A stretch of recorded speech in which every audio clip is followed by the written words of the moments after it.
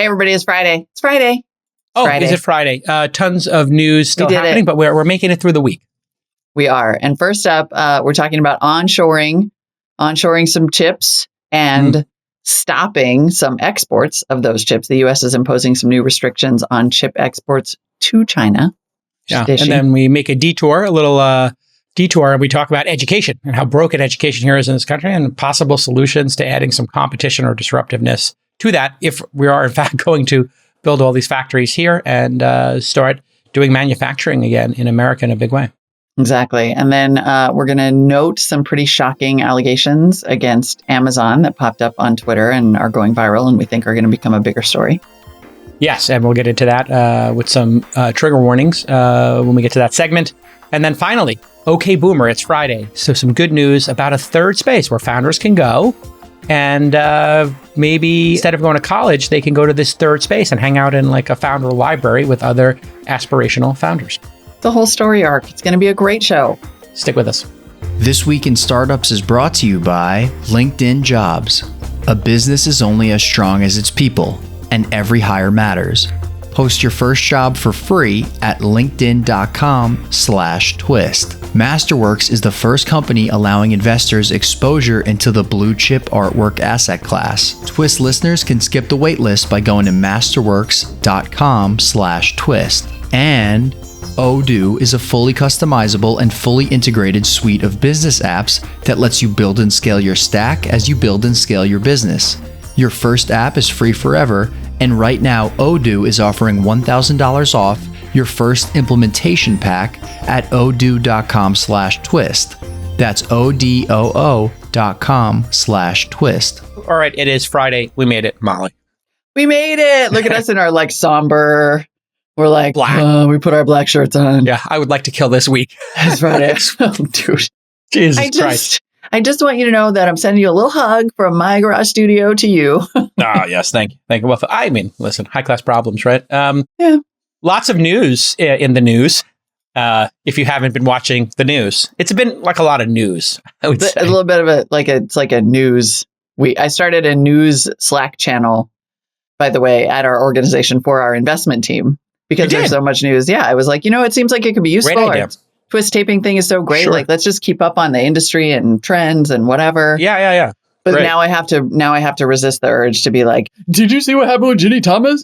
That's kind of. Well, yeah, I think with the distractions at work, some people are sensitive to it. Some people are good at multitasking. So you have to always think that through as a leader in the company. We're just putting in VC stuff, industry, Pin a message up top as to what the intention of it is, things that would professionally develop the organization, right? Great idea. Yes. Here's what this is for. So this is, and here's what it's not for. Right. That's where always gets people in trouble, Molly, is the creating Slack channels that, don't have a defined purpose or ground rules, I'll say, Right. Like random, bad. In fact, maybe I'll change the name to VC news or tech news or investment news. Yeah, notable news or something like that. Yeah, nobody's putting in any politics. We didn't, that's not the, it was would we like a channel where we talk about things that are happening in the tech industry and investing, PD? Yeah, I think. Great. Yeah, I would say put things in this channel that would provide significant benefit for the team to discuss or know about. Yeah. Something to that effect. Because you may get somebody who is like, oh, you know that person, the uncle who forwards you every news story? And they're like, Molly, you care about the environment. Check this out. There's 2-for-1 solar panels for sale in my local newspaper. And I clipped it for you and I sent it to you with a Post-it on it. Yeah, you got that, uncle? Oh my God. My grandma was that. My grandma sent the clippings. I'm that uncle. I'm that uncle now. Yeah, I'm turning into that uncle. Oh, is this tertiarily related to you? Here you go. Exactly. Yeah. It's always great. It's always great when somebody gives their screenplay and or business plan for a pizzeria to my dad when he was a bartender to give to me. And then my dad has to, set up a phone call with me to discuss it. And I'm like, Dad, I don't invest in pizzeria. What am I supposed to do with this? Person gave me 3 copies of the business plan. One for you, one for Mark Cuban, one for Elon. There's one here for Larry Page. I'm like, throw them in the garbage. I don't even know that last one. They're bound. I understand they're bound. They're bound. Oh, that's amazing. I mean, they're bound. All right. Well, All right. anyway, speaking of news, the U.S., of course, recently passed the CHIPS Act, the Bipartisan CHIPS Act, to jumpstart manufacturing of semiconductors and stuff here in the United States. Now, the Commerce Department, as of today, this morning, has issued new, very strict restrictions on exporting and selling advanced computing chips, chip making equipment, and other products to China. So now if you're NVIDIA, say, or if you're some, if you're Intel or you're an American-based company like Micron, you need a special license to export like GPUs, like really high performance chips that power AI applications or, help model nuclear blasts or guide hypersonic weapons. Like if you want to sell those in China or even Taiwan, you now need a special license from the Commerce Department. I didn't even know that we were making those here, if I'm being totally honest. But I guess some of these advanced chips are being made here. I did see that Micron, I saw Biden touting that Micron was going to invest up to $100 billion on a chip factory in upstate New York. Now, I always hear these claims and it's like, that's a very large number, $100 billion. Like, I guess it's it's as much as $100 billion. And they plan on spending $20 billion, I guess, this decade. So some caveats there to the number. Sometimes they add together like big numbers and whatever, but it's still a lot. Chip foundries, the fabs, the actual plants where these things are fabricated, are phenomenally expensive.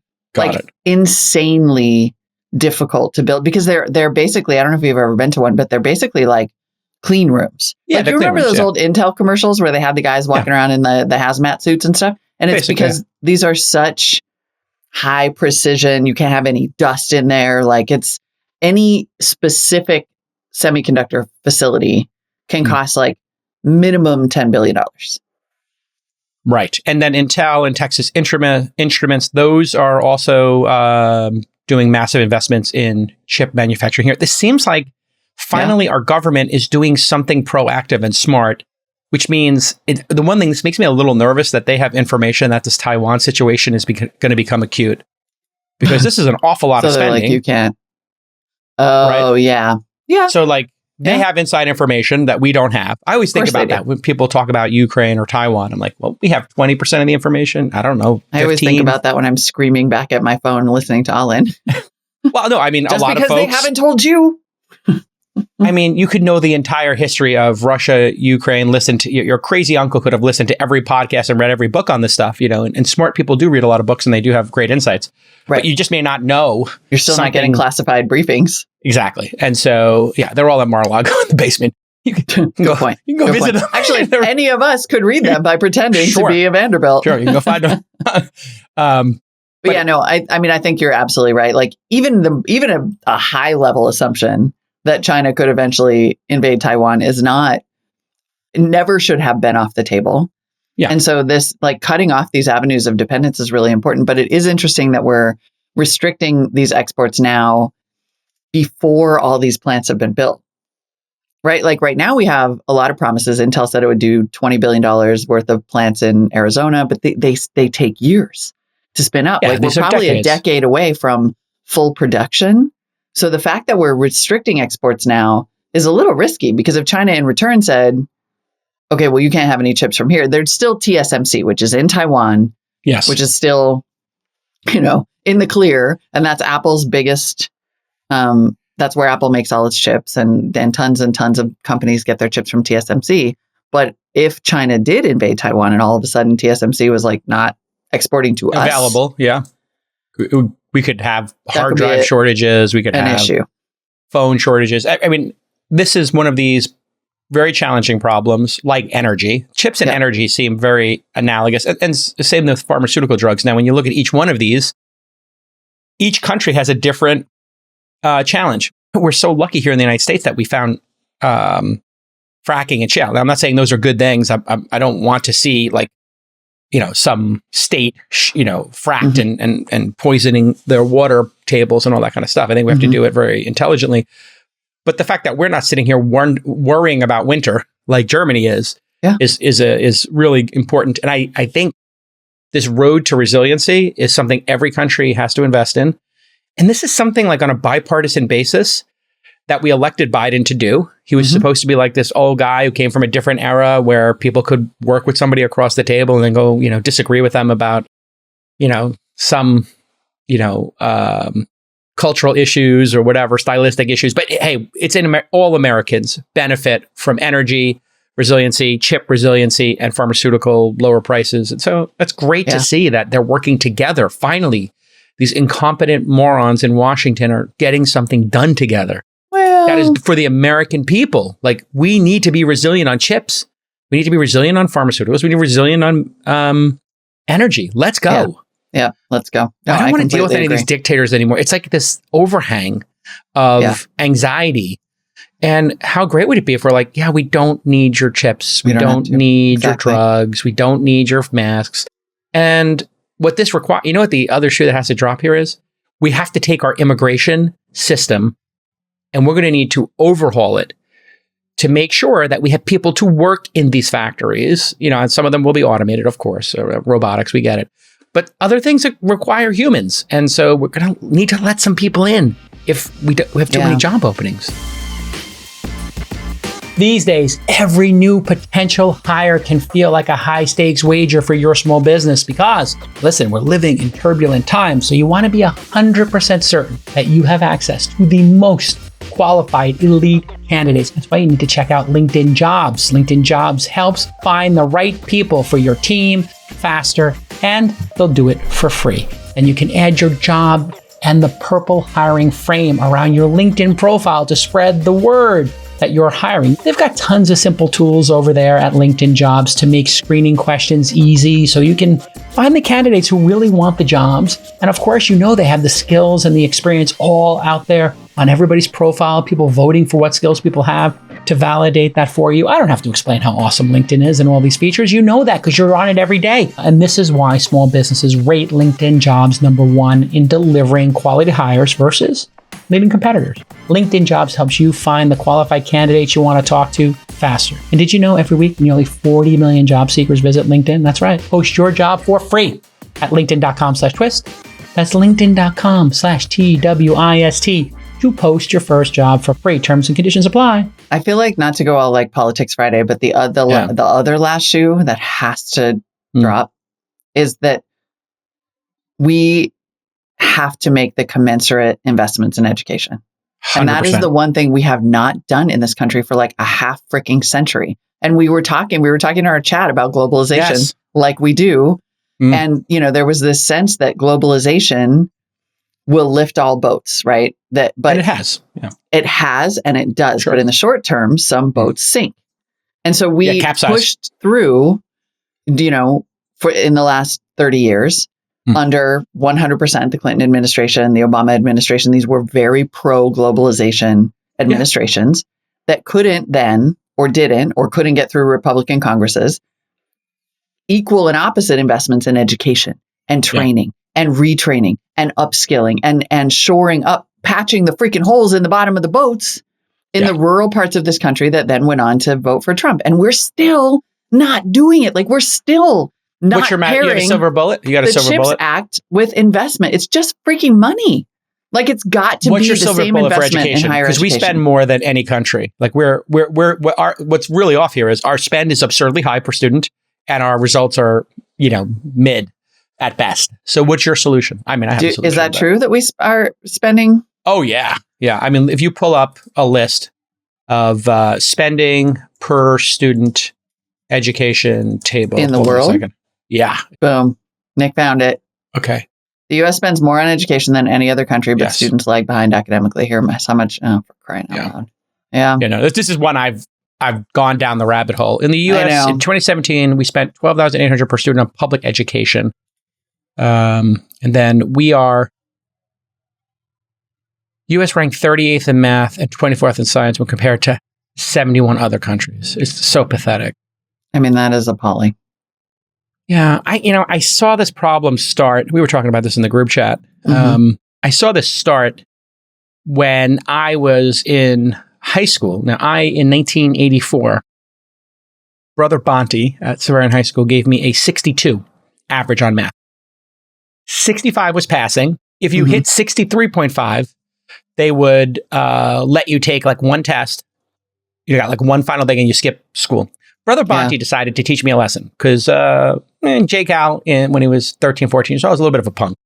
He gave me a 62 just to send me a message. And my summer was ruined. I had to go to 6 weeks every day for an hour and a half of math every morning. And it was the first class. I'm with you in math summer solidarity. I had to do the same thing for geometry. Now, this was a blessing for me. Yeah. Because I realized it is up to you to not ruin your summer. You have control over this. So I thank Brother Bonte for doing this to me. And then I watched as I hired people when I became a business owner over time. Basic arithmetic, math, and writing just, faltered. And people couldn't do basic math. They couldn't do division. They didn't know how to do a percentage. And I was like, what's going on here? And I think what happens, we just made accommodations and we just passed people instead of forcing people to actually pass. And I think this is the great disservice we've done. So now we're spending all this money, but we're not holding teachers or people accountable. I think it's competition has to come. This has been a failed experiment for 3 decades, 4 decades. I don't know how many decades.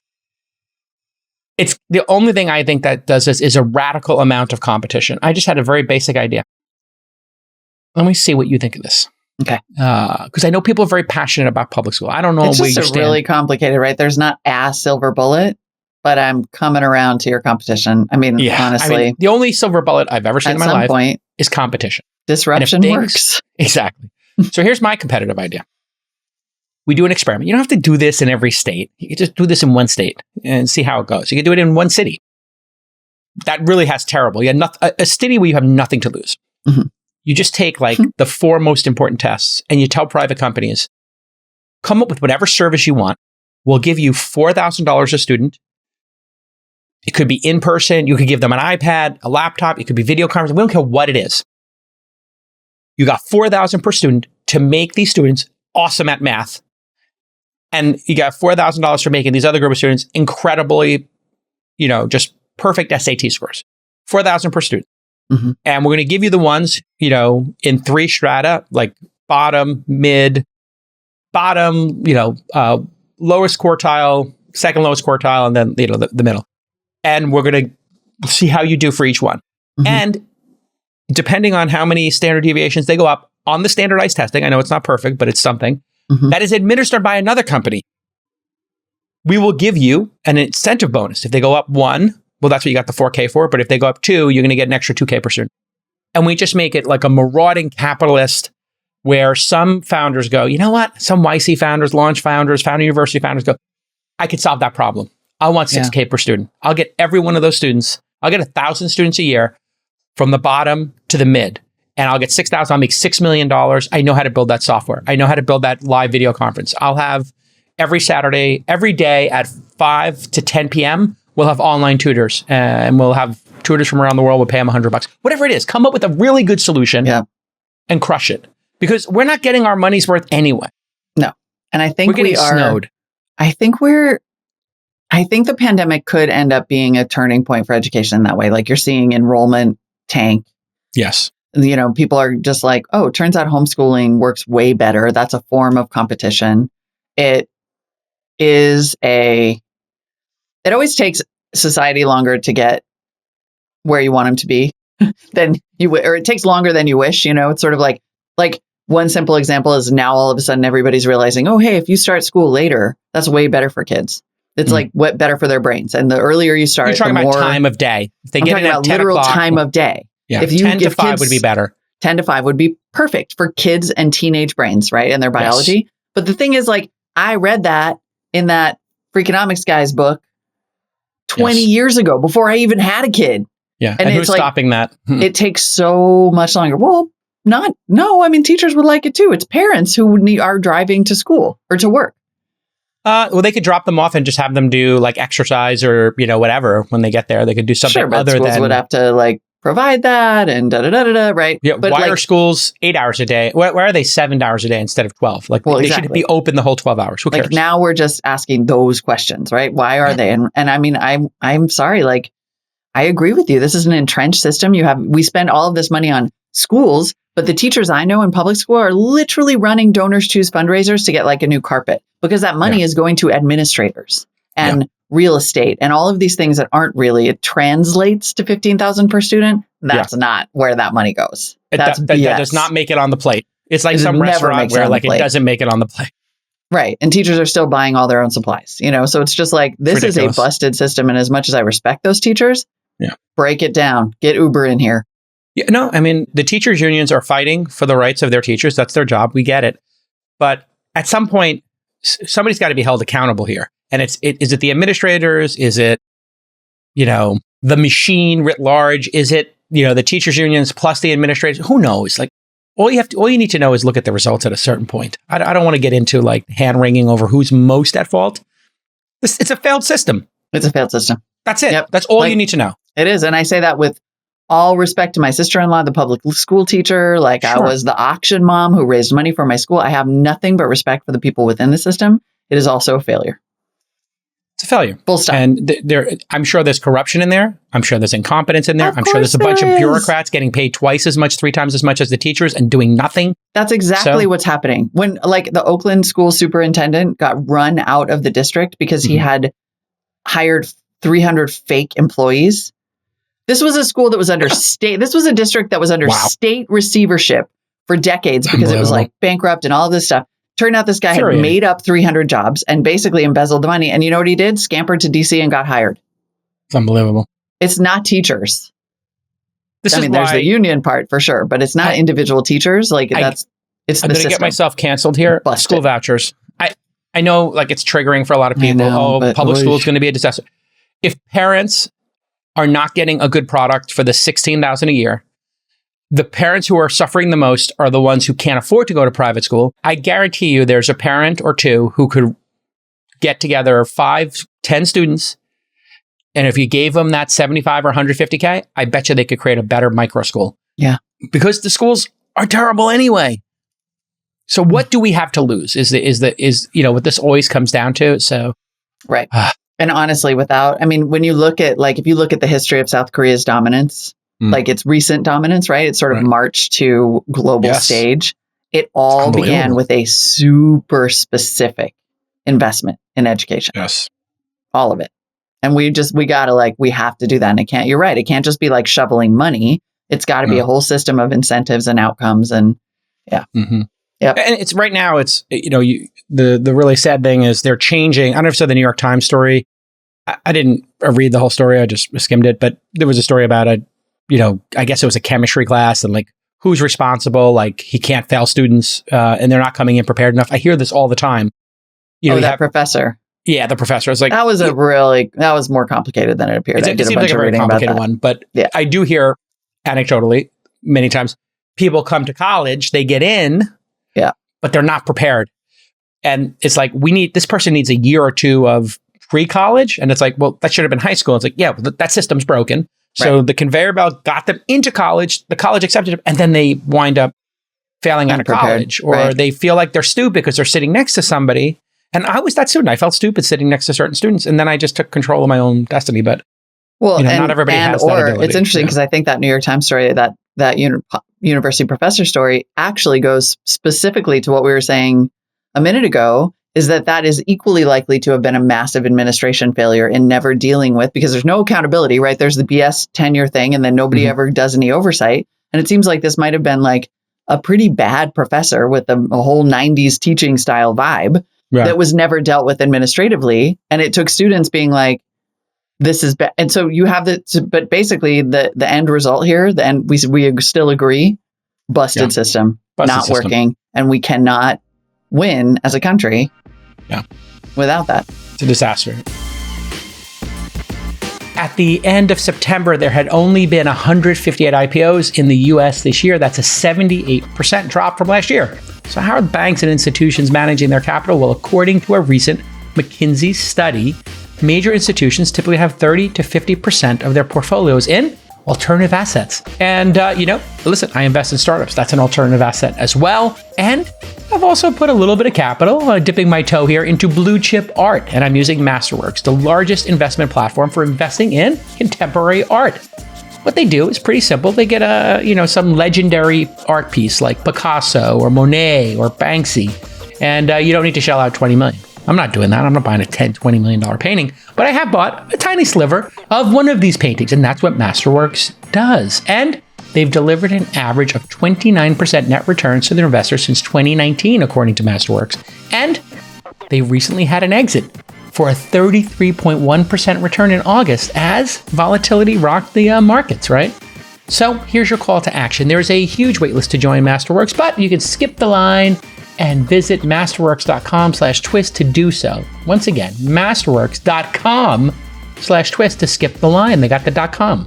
See important Regulation A disclosures at masterworks.com/CD. But what's happening in chips, I think sometimes things have to break. Yes. And I think it's such a good point. Like, if you look at the chips thing, like, people in our government are obviously terrified. Whatever they know about what's going down in Taiwan or a dependency on this has really shook them. And now they're doing this. And then in Europe, they're like, what pipelines can we build to the Middle East? Is there any country we can get stuff from? Biden, talking about Biden's good week, he's like, okay, who's a less abrasive dictator who we can get oil from? And it's like, the Venezuelans? I don't know. Like, they didn't invade any countries. They're not like storming the beaches. Slightly less bad than the Saudis. Right, exactly. Yeah. Sorry. Okay, the Saudis are, OPEC was, jerking our chain. Okay, find me another dictator. Find me another dictator who likes money. Yep. And let's give them some money. Now, of course, you don't want to enable another dictator, but I would say take the strategic reserves. And why are we not tripling them? We're rich. Why don't we triple the reserves? Why don't we have 3 times as much for the next time this happens? And let's build some more nukes, stop shutting them down. Well, so sometimes you in need a way, crisis. we are tripling the reserves by investing in renewable energy, which is going to be decentralized, right? I mean, we are tripling reserves in a different kind of way with a massive investment. That's very exciting. I feel like, by the way, remember when I was like, did I come here at the worst possible time? Turns out, no. For once in my career, I have perfect timing. Your timing is to climate investing. Chef's kiss. Chef's kiss. It is chef's kiss timing because, all this money is going to get poured into it on the road to resiliency. We need to be all countries do. This is the job of the government, is to protect the citizens from, unforeseen or things that take planning. Chips are going to take decades. Pharmaceuticals are going to take years. And energy is going to take, years to decades, maybe not. It's going to take both, 3 decades, right? But there's going to be some stuff that happens in years and some stuff that happens in decades. And the decades is going to be like fusion, but we're moving a hell of a lot faster than we thought we were going to. Hey, but before we run out of time, we were, last night you sent me this thread. I was at poker and I saw this thread and I got very distracted at poker. Oh, sorry. Wow. I'm just like, oh my Lord, this is so dark, and we do need to reserve judgment, of course, on this, because this thread, I couldn't find it in the news. Mm-hmm. But the thread has now gone viral, or I would say semi-viral, a couple thousand retweets. So maybe you could fill people in on what's going on with this Amazon lawsuit and the alleged 60 Minutes spiking of a story, or CBS News spiking of a story. Yeah, this is one that, full disclosure, we debated whether we should talk about because we don't know all the details. We know that this thread appeared from a lawyer, a pretty high profile lawyer who represents a lot of people against big companies.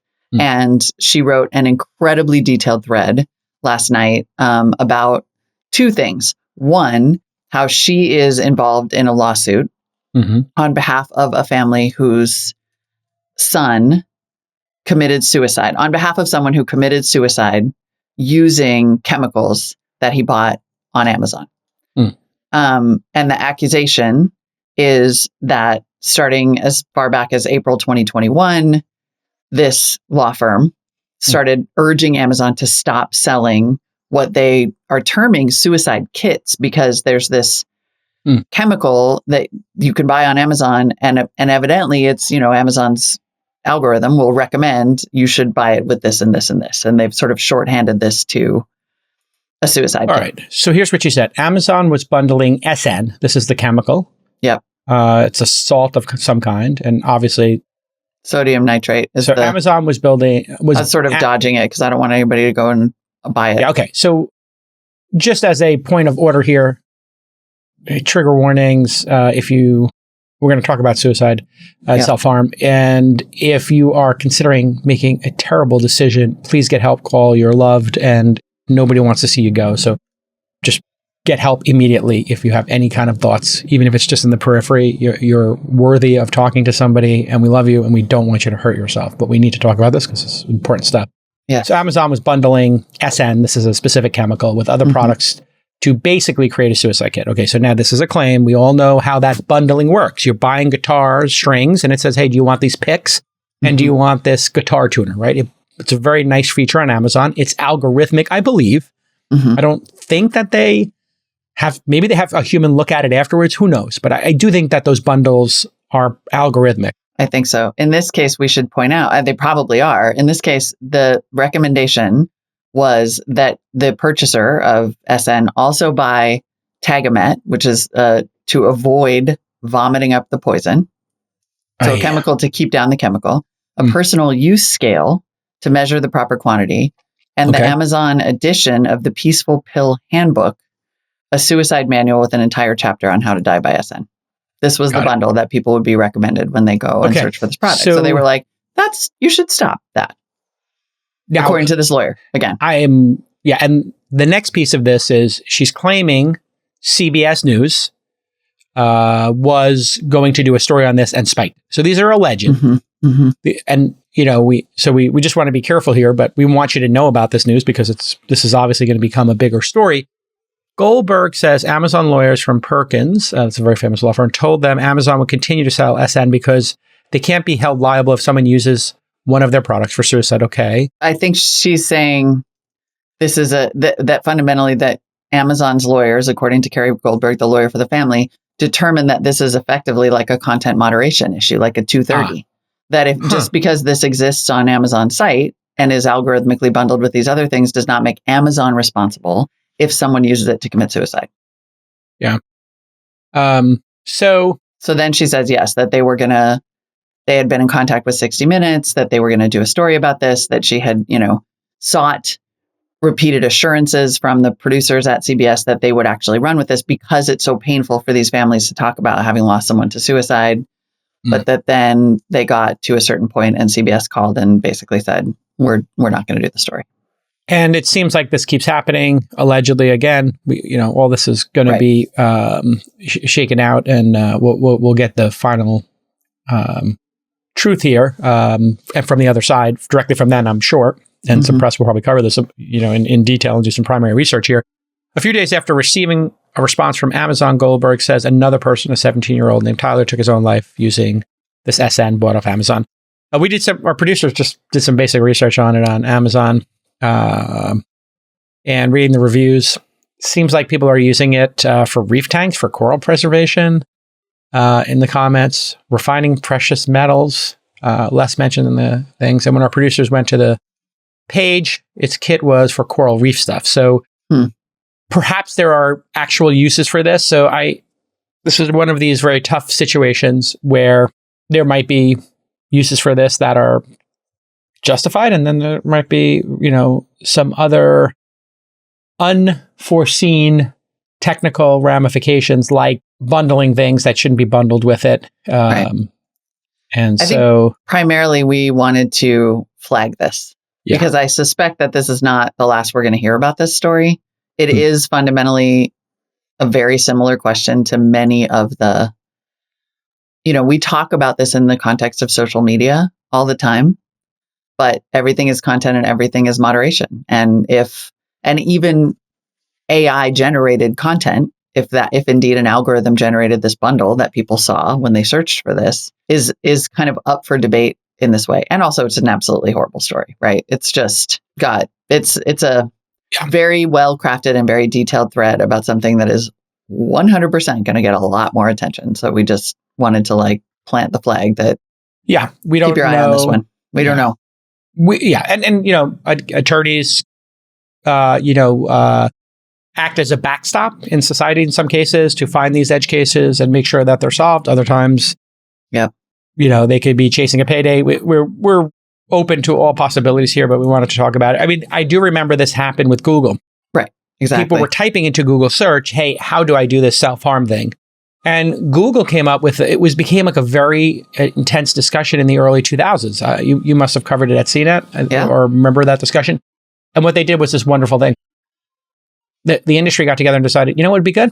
Is people type this stuff in to put a suicide hotline up there. Exactly. And then to put stories and direct people to areas where they can get help. Same thing happened at Wikipedia. People were looking for methods and techniques to do bad things. And they came together as a group and said, okay, we can't not have a page on the topic of suicide. So we're going to have a thoughtful way of directing people who might be at that page for a wrong reason. Because some people might be at the page for an academic reason, but there also might be people, or it's just like there might be people for the coral reef reason. And you just have to think it through. So, yeah. Also, it's terrible. It's just it's really heartbreaking. But I'm assuming the people at Amazon have good faith. I'm assuming that. Like, I don't know, but they should definitely get out there in front of this and figure it out. And then also CBS, like, really? I can't say I'm surprised about that at all. Yeah, you worked at CBS, right? Was CNET owned by CBS when you were there? CNET was owned by CBS. I'm not surprised. I mean, I will tell you, I was aware of similar. Amazon is very aggressive with news outlets. Oh, really? Very aggressive. In fact, I at the New York Times know someone who was kind of taken off the beat because of sustained pressure. They didn't like the beat reporter. Amazon used their influence to pressure. Yeah. Very aggressive. Wow. Yeah. So I'm not in the least, and CBS is a media outlet. I'm not. Yeah. I could see that happening. I could imagine that happening. And it sort of ends up being this like doubly disappointing thing. Well, I mean, if you don't know the Jeffrey Wiegand 60 Minutes story, you can look that up, but it was the, what was the movie? The Insider. Really amazing movie about tobacco.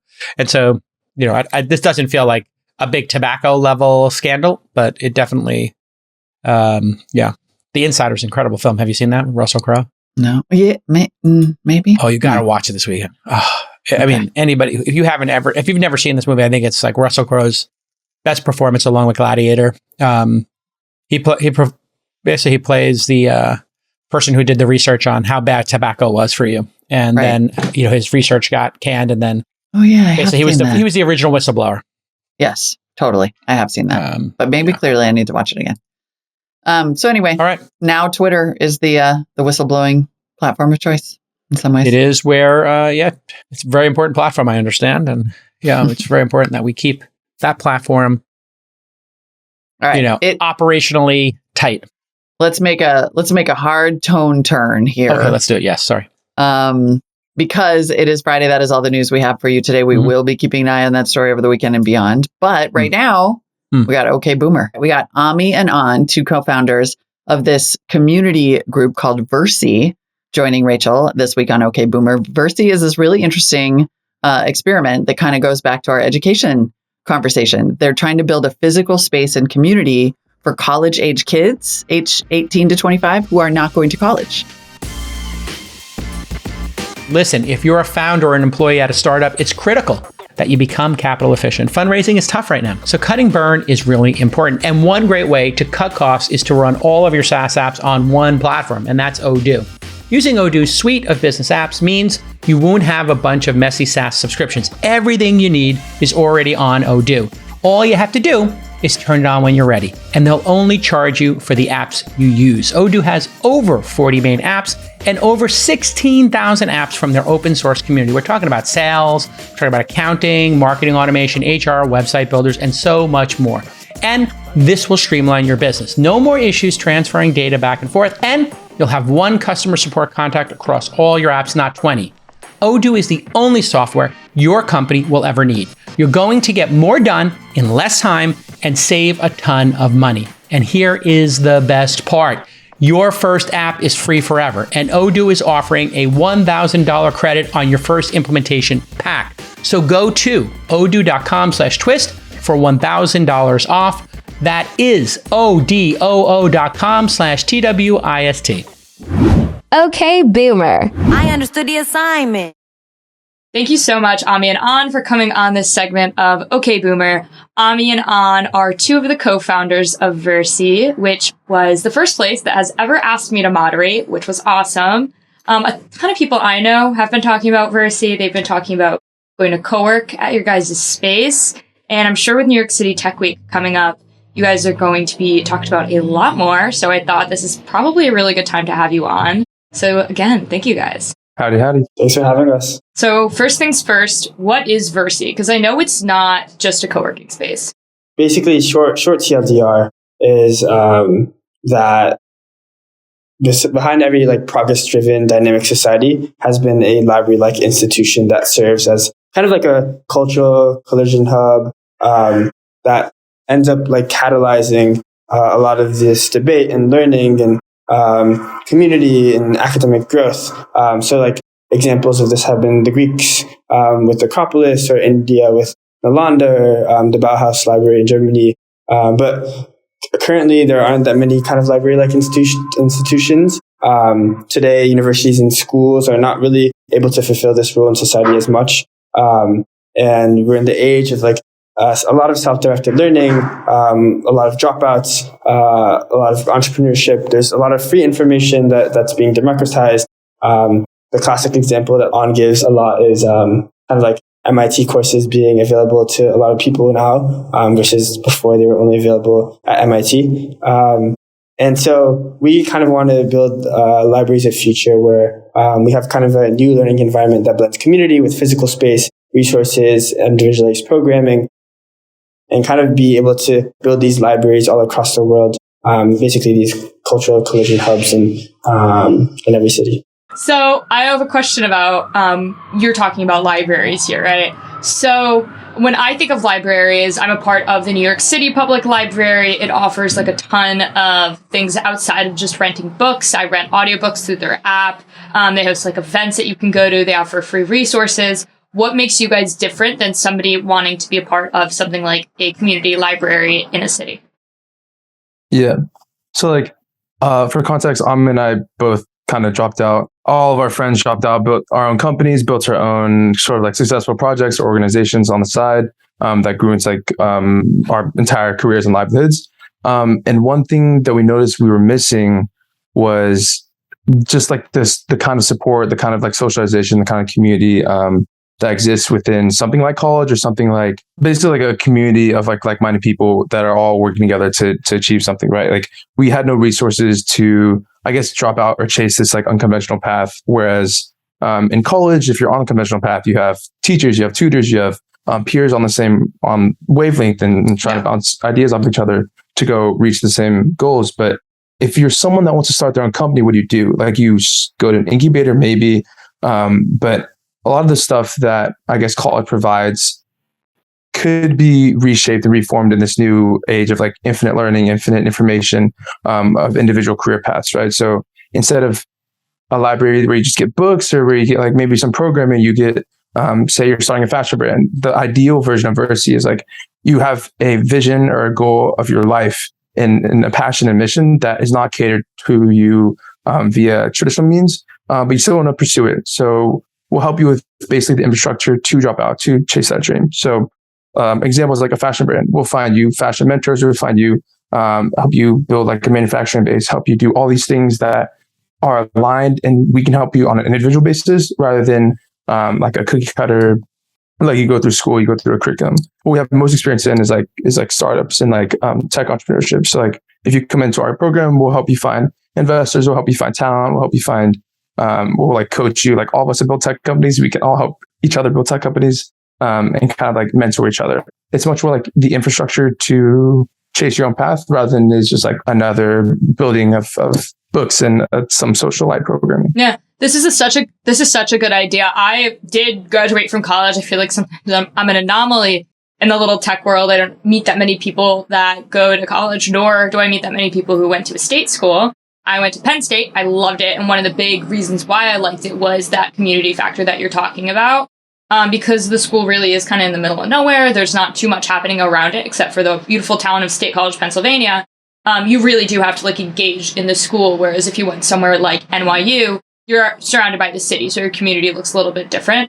I think having these like focused communities, first off, I think they're motivating. Like I was around a bunch of other people that also really enjoyed their time at Penn State. My college was called IST, and a lot of people like aspire to do things like in the tech industry. So that's really nice. But also kind of like you're talking about with the infrastructure of like the mentorship, you have that in college. And I never really thought about that, how, of course, a ton of our friends have been able to drop out, start companies, but finding that mentorship is a ton harder when you're surrounded by kids that are our age and not people that have had experience. Are the people giving this like mentorship and this advice people that are our age, or are they people that have maybe like a few more years under their belt? Like where are these mentors coming into play? It's kind of both, right? So when you think about college, like I think you get the main value of like instruction information from two different sources. One is like the professors that are just like, this is their domain expertise, right? People that have seen a million iterations of this subject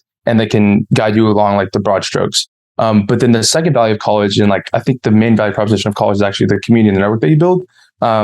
It's just people, the peers you learn from, and like the people on a similar ambition and path as you that you can kind of align and go together with, right? Like Ami and I have been in hacker houses where we're all just like building together. Like I don't know how to maybe like position its widget or something, and someone that's sitting across the table with me is like, oh, I know how to do this. You just do like, it's a very easy fix here. So I think it's twofold, right? Like if you assemble the right amount of people together, that's already a miracle in itself, and you can already create a lot of magic. It's like Spark at SC or like Stanford's Entrepreneurship Club. If you put the right people together, they'll make a lot of magic anyway. And then the second form of that is like, while that's super valuable, you also would benefit a lot from people that just like seeing a bunch of reps, like just like VPs at important companies that just like want to show you like they've just seen enough, you know, it's a different kind of mentorship that someone super experienced like that offers. So I would say both. Got you. That's awesome. And with these like spaces, it almost reminds me, you already mentioned Hacker House. I was about to say, this reminds me of like an extended Hacker House, but it also kind of reminds me of like co-living spaces. So we recently had on Ben from Goal House, and Goal House is this really awesome like co-living space. Do you guys ever see like Verci in the future getting even into like co-living, or do you think these libraries and these like communal working spaces are really where your focus is? Yeah, I think at the end of the day, like lifestyle is something that we're focused on. So like right now, we're really not focused on co-living, but eventually maybe we'll think about it. I think what matters most to us is creating these collision spaces. So whether it be in living scenarios or whether it be in working or while you're reading or while you're just meeting other people.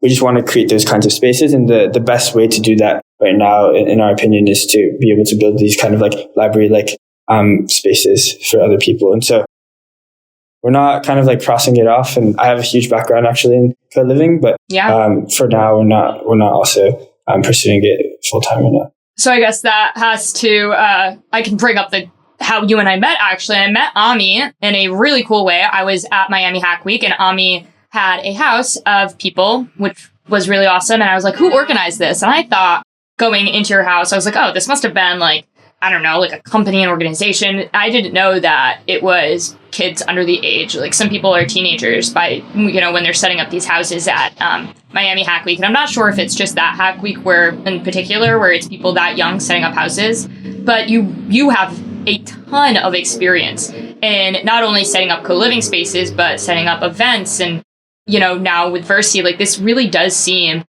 like such a natural path. So it's really cool seeing you get into this. I think this is a really cool time to mention your background and An's background, because you both have really, really cool things behind you. And this, I don't want to say Verci seems like expected, but it really makes sense that you guys are part of, making this happen. Yeah, I can give like a really brief background, and also I think some other team members and some other members on our team also have like a really interesting background. So I want to highlight that as well. But I grew up between Tokyo and New York. Attended actually like public school in both places. I actually didn't like really touch tech most of the time. I went to music school and played soccer, and that was kind of my main focus for most of my life. I then kind of immersed into tech end of high school, beginning of college, and originally started working in startups just to, like, pay the bills. But then kind of started like building a lot of these like student entrepreneurship communities, helped like build and scale about a bunch of like ed tech SaaS startups, and kind of getting into the groove of like these growth and community roles. And then for the last 2.5 years, I've literally just been doing a lot of these like community type roles, whether it be launching digital communities for like politicians or celebrities, or setting up like a bunch of hacker houses, like you mentioned, or content houses, or working with a bunch of consumer companies. It's all been kind of around like how do we empower young builders and creators and just people who are ambitious and are dreamers. And so that's been like the last 2 years, 3 years for me. And I dropped out of school at some point while I was doing all of that. Very cool. And how about you? Did you have any time? Mine, very abbreviated version. In high school, I started a mentorship program for low-income students, about 100 people, serving about 1,000 or so low-income students around Kansas, Nevada. Then went to Northeastern, kind of studied like 5 different things at once. And I actually went on a co-op program. So Northeastern has this really cool thing where it's very experiential focused. Like every student goes on like 2 to 3 co-ops, which are like 6-month internships instead of going to school for a semester. And I ended up going on a co-op at JPL in LA. And instead of going back to school, I just dropped out and started my own company. And I started the company online on Discord, and I had to learn all that other stuff on my own. It was really fun. So I recently left that company because I didn't find a sense of like community of young people to build with. Like I kind of miss like being at school or being with like my group of like hacker houses of just like building with young people. Like I need that energy. I need that ambition and drive. And it's just like, it's different. And it's like a lot harder to do alone, especially like COVID was happening. It was a lot harder to do alone and with like, I guess, older people. And so I kind of just like focused on building with my friends after leaving that. And Ami was working on this thing, and I was like, hey, like this sounds really interesting. I want to help out. And we kind of found ourselves kind of like facing the same problems as like young builders are not properly networked. They have no idea what to do. It's really easy to help them. You just connect them and kind of show them what we've learned in the past year or two. Give them really cool experiences because like we're young, like we're all broke, and like it's pretty easy to please. Like if you put us all in a hacker house in Miami, like that's sick. Like that's like a lot of value, and a lot of magic happens there as well. And so that's kind of how I came across, and I started working on a podcast of like young builders. And nowadays I just like focus on how to help young people work on stuff that really matters instead of like the more traditional paths that they are, I guess, forced to do usually. Yeah. And you, I have to say, you have one of the coolest websites, personal websites. I always joke that, the easier, like not even joke, this is pretty serious. I'm like, the more simple the website, the easier it is for somebody to like go and remember it, obviously. So it bugs me sometimes when I see .xyz, and I know now it's pretty popular, but at the time, like 2 years ago when I first really started seeing people use XYZ, I was like, oh, use .com. Yours is just on an.vu, which is nuts. Yeah. And you guys have Verci.com. How the heck? How did you guys get that URL? We know people. Like that's crazy. Did you have to buy that off somebody? Yeah, we did buy the Verci domain off someone, but it's not Verci.com, is it? Yeah, it is. It is? That's oh my gosh, that's nuts. Yeah. But it isn't a word, so like it's a bit cheaper. Like if it was like I don't know, universe.com, it'd be a lot harder to find. But since it's not an actual word, it just like sounds like a officialish word. Okay. It's a lot easier to get.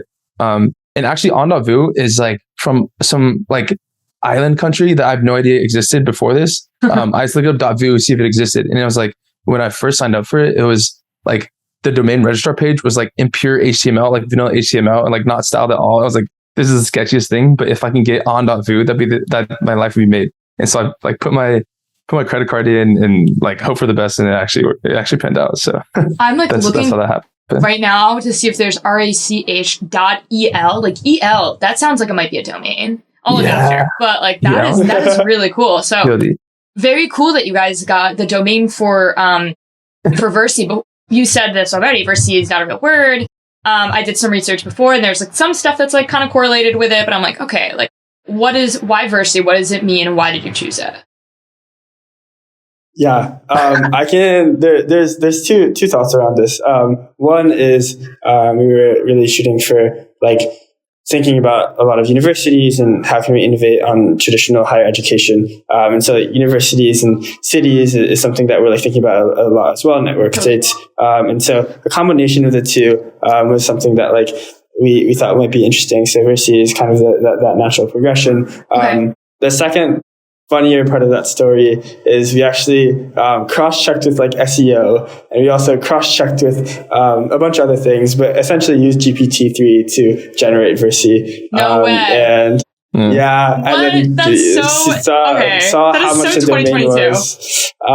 Yeah, so we just like literally used GPT-3, and Verci was one of the results, and it made the most sense in terms of like branding and also SEO, and also the domain was super cheap for like .com and everything else as well, and we were able to negotiate that down, and but it also just made sense in the broader sense of kind of tackling this non-traditional pathway for higher education. Yeah. So like what next thing you're going to tell me is like DALL-E made your guys' freaking logo out here.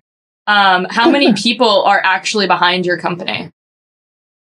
So we have 4 full-time people right now, and just amazing team of part-time people as well. So around 4 people. And then just like amazing community members and amazing friends, and just a village of people who are just empowering us and in the space all the time and contributing. So can't do it without them. So I'm super grateful for them. Cool. Like you. Yeah, I love going to your guys' co-working space. I've been there now.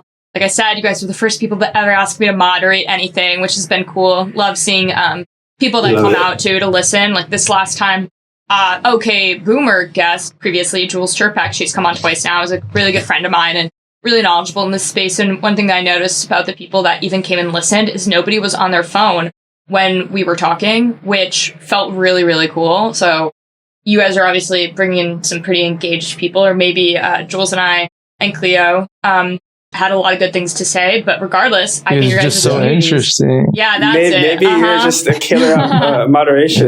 Maybe you're just like an amazing moderator. You guys have great people coming in. They're serious about what they're doing. They're really respectful. The space is awesome. It almost gives me, I would say like WeWorks give off like millennial vibes. Like you go and I'm like, oh man, this gives me like, I don't know. It's obviously different if you're younger, and for me, like I graduated during the pandemic, so working from home and it is nothing crazy because I've never worked from an office.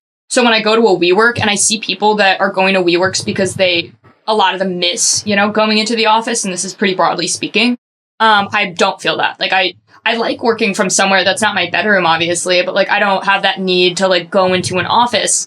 So a lot of the things that are catered in WeWorks to like replicate that office feeling, I never had. So going to Verci in someplace that people understand that, like I never worked, like I had like a call booth, but other than that, like I don't really know what I want in an office space. You guys really are awesome with hosting events and doing game nights and other things. And for Tech Week coming up, do you guys have anything planned? Yeah, a lot planned. So we're doing like co-working every day, and so we're opening up our unique Squarespace for kind of broader community to be able to come in and use it during kind of off times or times they need to work in between events and stuff. But yeah, we're also doing like a bunch of events. So doing like a panel with GC and TMV. We're doing like a salon about network states and community, calling it Citizenship 2.0, doing like a lunch with Brex and Republic and dinners and everything in between. So, super excited about it. Are you going to be there? Oh, you know it. You know I'm going to be there. And where, Cool. if people wanted to sign up for Verci or see your events, is there a Twitter page or a website they can go to? Yeah, so Twitter is Verci at Verci Social, and our website is verci.com. So that's verci.com. And on the top left, you'll also see New York Tech Week, and so we have a whole page around New York Tech Week. But also our season 0 that's launching soon. So Your season what? 0. Oh, that's kind of cool. So what's season 0? Essentially, we're experimenting with a 3-month season. So it's kind of like a huge founding membership season, where people not only kind of get access to the space 24/7, but we're really kind of honing in on a lot of the programming that we're speaking about, a lot of the mentorship resources and capital portals and everything in between that we've spoken about. And so building that out with our community and with people is kind of what season 0 is mostly focused on. Oh, that's so exciting. So really pumped to see you guys during an on. I know you are not based in New York. You're based out, anywhere that's not New York, LA. See you bouncing around Asia. Where are you right now? You're in New York right now? I'm in LA right now. Oh, but you'll I'm be in in New York. LA right now, but I'm in New York all the time. So I'm sure I'll see you guys. Yeah. Awesome. And if people wanted to connect with you two about events or, checking out the Verci space, where can they find you guys? My Twitter is on.vu, but the dot is spelled out. So ANDOTVU. Verci is at Verci Social. And then Ami has a way better term than me. My Twitter is just my full name. So it's Ami Yoshimura. That's AMIYOSHIMURA and then underscore, I think, is at the end. Amazing. Well, thank you guys so much for coming on. Super excited to see what's up with Tech Week and can't wait to go see the Verci Clubhouse again. Amazing. Oh, thank you for having us. One more thing. Let's hear it. If this sounds like you, if you're a young builder looking for some of these resources, this kind of community, our website is verci.com, verci.com/apply is where you can apply to join season 1 or season 0 right now. And so is there an age gap or anything? Oh yeah, we're just skewing younger. So 18 to like 24, 26-ish. Cool. There's still a lot of magic in the young builder that kind of gets messy when you have older and different life situations involved. Got you. So under the age 25, 26. Okay. Yeah. Awesome. Yeah. Also, our DMs are open. Our DMs are open at any time. Of course. So we answer all of them. So yeah. Say hi. Great. Thanks, guys.